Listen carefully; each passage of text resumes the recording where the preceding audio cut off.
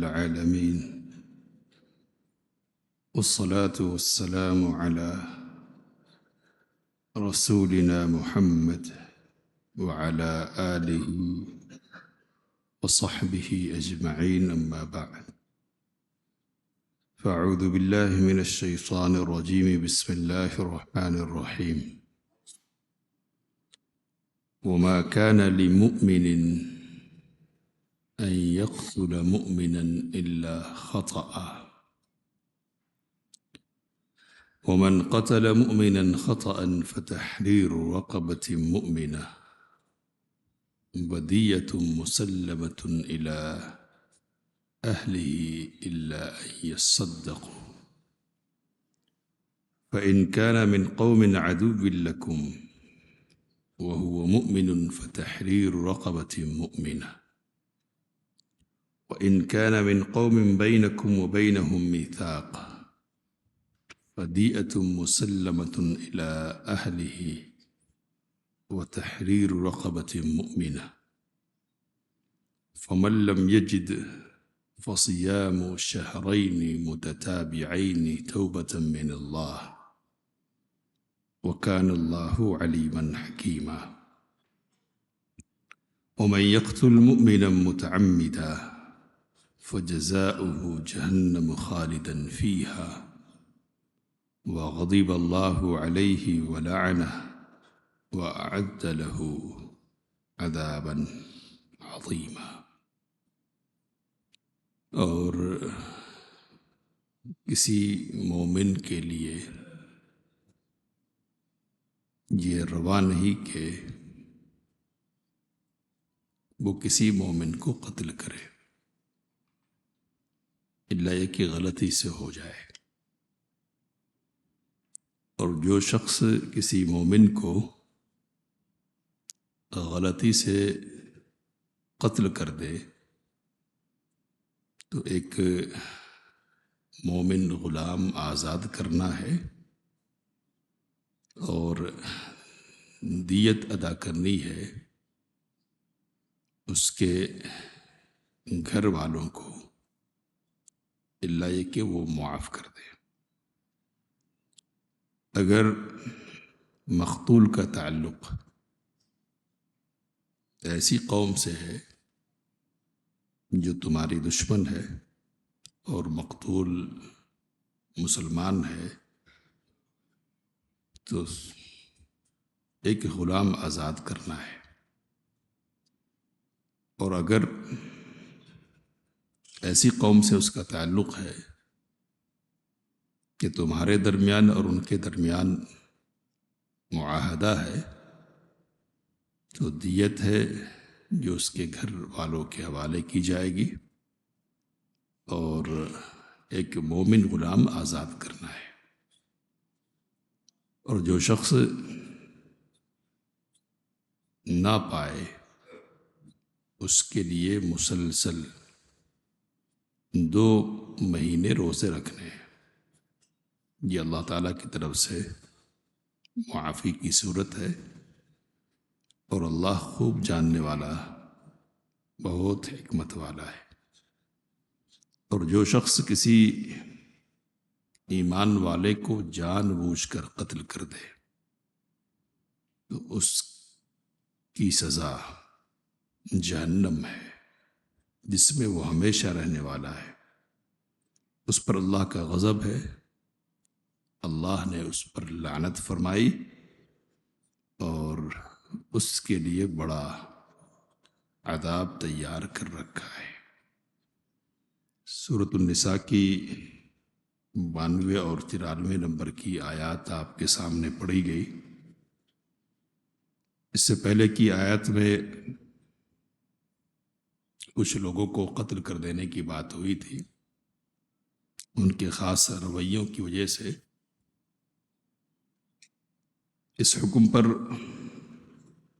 عمل کی صورت میں اس بات کا امکان تھا کہ کوئی مسلمان اور ایمان والا شخص قتل کی زد میں آ جائے، تو اگر کوئی مسلمان مقتول ہو جاتا ہے غلطی سے تو قتل کرنے والے کے ذمے کیا ہے، اس کی تفصیل اللہ تعالیٰ نے بیان فرمائی۔ پہلے اللہ تعالیٰ نے کہا کہ کسی مومن کا یہ کام ہو ہی نہیں سکتا کہ وہ کسی مومن کو قتل کرے۔ مومن اپنی عزت کے اعتبار سے اور اپنی جان کے اعتبار سے اور مال کے اعتبار سے محترم ہے۔ اس کی جان، اس کا مال اور اس کی عزت کو اللہ تعالیٰ نے دوسرے مسلمانوں کے لیے حرام قرار دیا ہے۔ کوئی اس حرمت کو پامال کرے ایمان والا ہو کر، یہ نہیں ہو سکتا، یہ کسی مسلمان کا کام نہیں ہوگا۔ یہ بات پہلے اللہ تعالیٰ نے ارشاد فرمائی، اور پھر یہ کہا کہ غلطی سے ممکن ہے ایسا ہو جائے، یعنی سمجھے کہ کوئی اور ہے اور قتل کا معاملہ پیش آ جائے، اور کوئی اور کا مطلب ہرگز بھی یہ نہیں ہے کہ مومن کے علاوہ جو بھی اس کو قتل کیا جائے گا، اور اس کے قتل کرنے کے سلسلے میں کسی ضابطے کا خیال نہیں رکھا جائے گا۔ کوئی اور کا مطلب یہ ہوتا کہ ایک شخص ہے جو حربی ہے اور جس سے جنگ ہے، اور جو مسلمانوں کے خلاف برسر پیکار ہے، اور برسر پیکار ہونے کا مطلب یہ ہوتا ہے کہ موقع ملے تو چڑھ بیٹھے، قتل کر دے۔ تو جو لوگ اس قسم کی صورت میں ہوتے ہیں کہ طاق میں ہوتے کہ کب موقع ملے اور مسلمانوں کو قتل کرے، ان کے لیے حکم یہ ہے کہ ان کو چھوڑنا نہیں ہے۔ ظاہر سی بات ہے کہ دنیا کا کوئی سا بھی قانون ایسا ہی کہتا ہے، اور ہر قانون نے اپنے حفاظت کا حق لوگوں کو دیا ہے، تو یہ اپنی حفاظت کا حق ہے جس کا استعمال کرنا ہے۔ تو مسلمان کو اگر غلطی سے قتل کر دے کوئی، تو کہا کہ 3 صورتیں ہوں گی۔ پہلی بات یہ کہی کہ اگر ویسے ہی ہے، ایک عام مومن ہے، غلطی سے اس کا قتل ہو جا رہا ہے، تو قتل کرنے والے کے ذمے 2 چیزیں ہیں، ایک ہے دیت اور ایک ہے کفارہ۔ دیت کا مطلب یہ ہے کہ مالی معاوضہ ادا کیا جائے گا، اور یہ بات ہمارے علم میں ہونی چاہیے کہ مالی معاوضہ اور بدلہ جو شریعت کی طرف سے قتل کے بدلے متعین کیا گیا ہے وہ 100 اونٹ ہیں۔ تو 100 اونٹ کی قیمت ادا کی جائے گی بطور دیت۔ اللہ تعالیٰ نے کہا کہ الا ان یصدقوا، ہاں اگر گھر والے مقتول کے ورثہ معاف کر دینا چاہے تو اس کی اجازت ہے، وہ چاہے تو اپنا حق چھوڑ سکتے ہیں، تو یہ دیت ہے۔ اور کفارہ کیا ہے؟ تو کفارہ یہ ہے کہ ایک غلام کو، مومن غلام کو آزاد کرنا ہے، تو کفارہ بھی ہے اور دیت بھی ہے، دونوں کی ادائیگی ہونی ہے۔ یہ ایک صورت ہو گئی۔ آگے اللہ تعالیٰ نے کہا کہ مقتول ہے کہ جس کا تعلق ایسے لوگوں سے ہے جو تمہارا دشمن ہے، یعنی جن سے تمہاری جنگ چل رہی ہے اور عداوت ہے کھلی ہوئی، اور ایک دوسرے کو موقع ملے تو قتل کر دینے میں کسی قسم کی کوئی باک نہیں ہوگی۔ تو ایسے لوگوں سے اگر مقتول کا تعلق ہے تو پھر ایسی صورت میں صرف کفارہ ہے، دیت نہیں ہے۔ ایسے لوگوں سے تعلق ہونے کا مطلب یہ نہیں ہے کہ یہ مومن نہیں ہے، مطلب یہ ہے کہ ہے تو ایمان والا، لیکن ایسے لوگوں میں رہتا ہے کہ جو تمہارے دشمن ہیں، یعنی مسلمانوں میں نہیں رہتا، ایسے لوگوں کے درمیان رہتا۔ تو اگر ایسے شخص کا قتل ہو جائے تو اس صورت میں دیت کی ادائیگی نہیں کی جائے گی۔ اس کے جو لوگ ہوں گے نا وہ اس کے اہل نہیں ہوں گے جو تمہارے دشمن ہیں، صرف کفارہ ادا کرنا ہے۔ کفارہ کیا ہے؟ ایک غلام کو آزاد کرنا ہے۔ تیسری صورت یہ بیان فرمائی کہ ایسے لوگوں سے تعلق ہے اس کا، ایسی قوم میں وہ رہتا ہے کہ جن کے درمیان اور تمہارے درمیان معاہدہ ہے، صلح کا معاہدہ ہے، جنگ بندی کا معاہدہ ہے، اور امن کے ساتھ جینے کا معاہدہ ہے۔ تو اگر ایسے کسی شخص کا قتل ہو جاتا ہے تو کہا کہ یہاں پھر دونوں چیزیں ہیں، دیت بھی ادا کرنی ہے اور کفارہ بھی ہے۔ دیت 100 اونٹ کی شکل میں، اور کفارہ ایک مومن غلام کو آزاد کر دینے کی شکل میں۔ اللہ نے کہا کہ جو شخص دیت کی قوت نہیں پائے، اور کفارہ اس کے بس میں نہیں ہو تو کیا کرنا چاہیے؟ تو کہا کہ 2 مہینے کے روزے رکھنے ہیں، اور یہ 2 مہینے کے روزے جو رکھے جائیں گے وہ مسلسل ہوں گے۔ مسلسل ہونے کا مطلب یہ کہ بغیر کسی انقطاع کے، بیچ میں چھوڑے ہوئے کسی بھی دن روزہ رکھنا ہے۔ ایک دن بھی اگر چھوڑ دیا، شرعی عذر نہیں ہے، شرعی عذر عورت کے ساتھ جیسے حید کا آنا ہے وغیرہ، تو اگر شرعی عذر کے بغیر کوئی چھوڑ دیتا ہے تو اس کو پھر نئے سرے سے مسلسل رکھنا پڑے گا۔ تو یہ سزا متعین کی گئی ایک طرح سے۔ اللہ نے کہا کہ معافی کی صورت اللہ کی طرف سے یہی ہے، اور اللہ جاننے والا ہے، جو فیصلہ کرتا ہے نا علم کی بنیاد پر، اور اس کا کوئی فیصلہ حکمت سے خالی نہیں ہوتا ہے۔ تو اب یہ جو 100 اونٹ ادا کرنے ہیں، اور پھر دیت بھی، کفارہ بھی ادا کرنا ہے، آزاد کرنا، دونوں کیا ہے؟ مالی چیزیں۔ اب اتنا بڑا معاوضہ اور مالی بدلہ ادا کرنا آدمی کے لیے آسان تو نہیں ہے، اور اس کے بدلے کے طور پر روزہ رکھنے کی جو بات ہے نا وہ بھی آسان نہیں ہے۔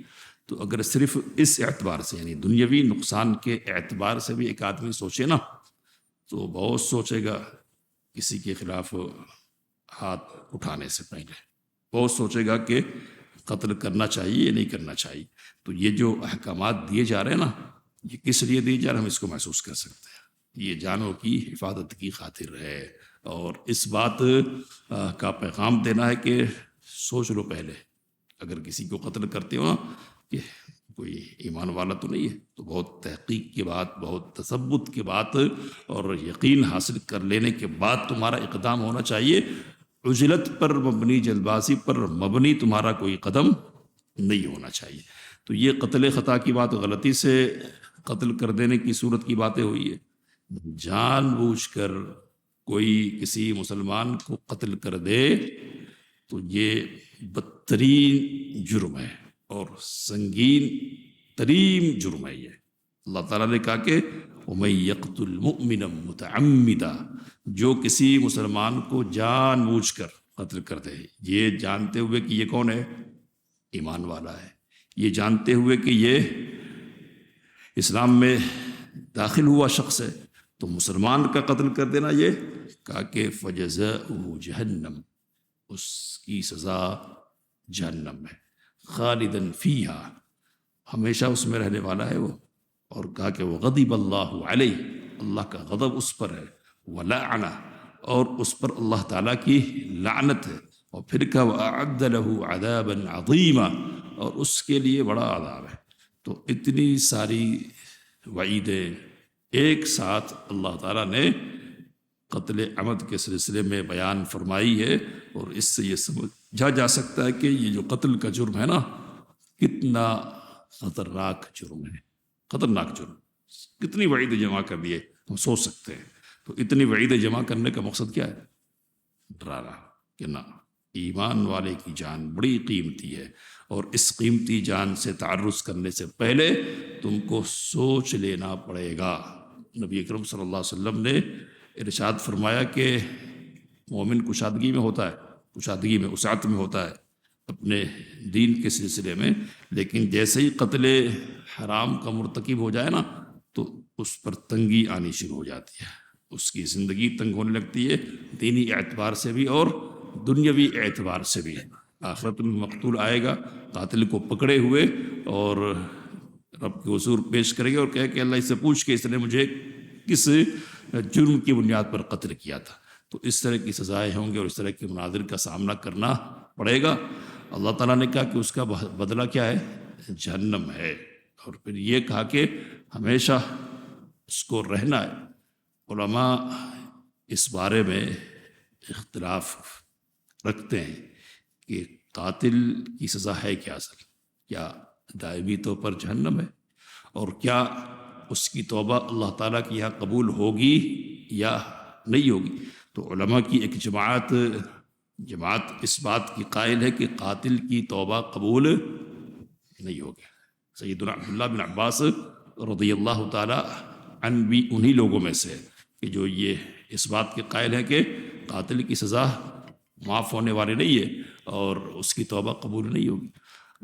اعتراض قرآن کریم کی آیت کی روشنی میں یہ سامنے آتا ہے کہ سورۃ الفرقان میں اللہ تعالیٰ نے کہا کہ کسی کو قتل نہیں کرنا ہے، نہیں کرنا، اور جو قتل کرے بڑے گناہ کا مرتکب ہوتا ہے، اور پھر کہا کہ الا من تاب وآمن وعمل عملا صالحا، اللہ یہ کہ جو توبہ کر لے اور اچھے اعمال کرے تو اللہ اس کی برائیوں کو نیکیوں میں تبدیل کر دے گا۔ تو یہاں تو توبہ کرنے کی بات ہو رہی ہے نا، تو جو لوگ کہتے کہ توبہ قبول نہیں ہوگی، وہ کہتے کہ یہ اس شخص کا ذکر ہے کہ جس نے زمانے کفر میں کسی کو قتل کیا، ایمان والا ہو کر قتل کا جرم کرے تو اس کی توبہ نہیں ہے، یہ کہتے۔ اب اس سلسلے میں راجح بات یہ نظر آتی ہے کہ نہیں، اگر آدمی عقل میں ہے، حواس میں ہے اور صحت مند ہے، یعنی موت کی کیفیت اس کے ساتھ پیدا نہیں ہو گئی ہے، اگر وہ توبہ کرنا چاہتا ہے تو شرک جیسے گناہ سے بھی اگر توبہ کرے آدمی تو اللہ تعالیٰ معاف کر دے گا نا۔ لا تقنطوا من رحمت اللہ ان اللہ یغفر الذنوب جمیعا، سارے گناہوں کو اللہ تعالیٰ بخش دے گا۔ اور یہ مشہور قصہ ہے صحیح بخاری وغیرہ میں کہ 99 لوگوں کو قتل کیا آدمی نے، پھر 100 کی تعداد اس نے پوری کر دی، اور پھر اس نے توبہ کی بات کی ہے تو اللہ تعالیٰ نے کیا کیا، اس کو اللہ نے اس کو معاف کر دیا۔ تو قاتل کو بھی اللہ تعالیٰ معاف کرے گا، کر سکتا ہے، اور اس کی توبہ بھی قبول ہوگی، ہو سکتی ہے۔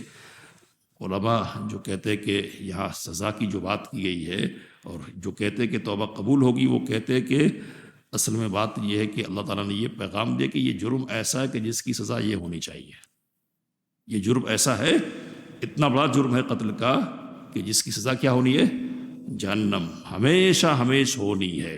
اب ہمیشہ ہمیش ہونی ہے چاہیے، لیکن اللہ تعالیٰ نے یہ قانون بنا رکھا کہ شرک کے علاوہ دوسرے گناہوں کو معاف کر دے گا، اور مشرک کے اور کافر کے علاوہ کوئی بھی ہمیشہ جہنم میں رہنے والا نہیں ہے۔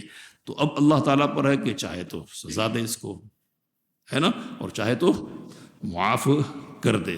لیکن یہ پیغام بالکل کھلا ہے کہ یہ جو جرم ہے نا، یہ بہت خطرناک ہے، اور اس قدر خطرناک ہے کہ اللہ تعالیٰ نے کہا کہ ایسے شخص کی سزا جہنم کی صورت میں ہو سکتی ہے۔ تو اس لیے اقدام سے پہلے اور کسی مومن کی جان لینے سے پہلے بہت سو سینکڑوں اور ہزاروں مرتبہ سوچنا چاہیے کہ کیا ہے۔ تو امام شافعی رحمہ اللہ نے اشعار کہے ہیں، اور خاص پس منظر میں کہ انہوں نے آدمی جب قتل کرتا ہے نا تو یا تو طیش کی وجہ سے قتل کرتا ہے، یا عمومی طور پر قتل کی وجہ یہ ہوتی ہے کہ کوئی چیز اس کے ساتھ ہے تو وہ چیز کیا ہو جائے گی، میری ہو جائے گی، قبضہ کرنے کے لیے یا کسی چیز سے محروم کرنے کے لیے، فلاں حالت میں یہ فلاں چیز سے فائدہ اٹھا رہا ہے اس لیے اس کو آگے بڑھا دو وغیرہ۔ تو امام شافعی رحمہ اللہ نے کہا کہ اے مجھے قتل کرنے والے، تو یہ بات یاد رکھ کے جس سفر پہ تو مجھے بھیج رہا ہے نا، اس سفر کا میں اکیلا مسافر نہیں ہوں، تو بھی کچھ ہی دنوں کے بعد اس سفر پر آ جانے والا ہے، تو پھر میں ہوں گا اور تو ہوگا، تو مجھ کو بھیجنے سے پہلے خود کے بارے میں سوچ لینا چاہیے۔ اور چونکہ جان بڑی ہے اس لیے سزا بڑی متعین کی گئی، آخرت میں تو جو سزا ہے وہ ہے ہی، دنیاوی اعتبار سے بھی شریعت نے جان کی کتنی قیمت دی ہے اس کو سمجھنے کے لیے کہ شریعت نے کہا کہ جو قتل کرے گا بدلے میں اس کو قتل کیا جائے گا، معاف کر دینا چاہے وہ رسا الگ مسئلہ ہے، لیکن شریعت کی طرف سے جو فیصلہ ہے وہ کیا ہے کہ قتل کے بدلے کیا ہے، قتل ہی ہے۔ تو اس اعتبار سے بھی جان بچانے کی جو کوشش ہے نا شریعت کی طرف سے، وہ ہے کہ ہر آدمی سوچے پہلے قتل کرنے سے کہ دنیاوی اعتبار سے اس کے ساتھ کیا ہونے والا ہے، اور اخروی اعتبار سے وہ کس سزا کا مستحق ہوگا۔ شرک کے بعد علماء کہتے ہیں شرک کے بعد سب سے زیادہ بڑا اگر کوئی گناہ ہے تو وہ قتل کا گناہ ہے، قتل کا علی الاطلاق۔ دوسرے نمبر کا سب سے بڑا گناہ کیا ہے؟ سب سے بڑا قتل کا گناہ ہے۔ اوامر کو چھوڑنے کے حوالے سے گفتگو نہیں ہو رہی ہے، نواہی کو کرنے کے حوالے سے، جن چیزوں سے منع کیا نا ان کے حوالے سے۔ تو شرک سب سے بڑا گناہ ہے، اور شرک کے بعد جو سب سے بڑا گناہ ہے وہ کیا ہے؟ قتل کا گناہ ہے۔ اللہ سے دعا کی باتوں کو سمجھنے، اس کام لینے کی توفیق مت فرمائے۔ آمین۔ وآخر دعوانا الحمدللہ۔